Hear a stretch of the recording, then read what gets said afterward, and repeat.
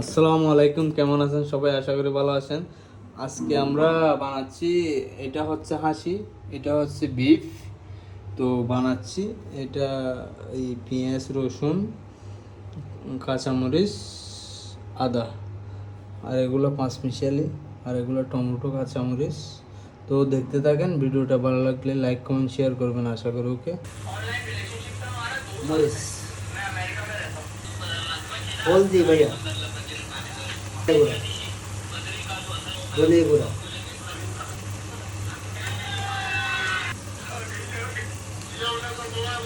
আদা রসুন পেস্ট আদা রসুন পেস্ট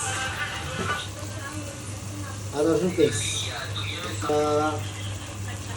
দুটো কাঁচামরিচ, একটু গোলমরিচ, টমেটো দুইটা দিছি, আগে দিছি লবণ, দারচিনি, গুঁড়া মশলা, গোটা মশলা।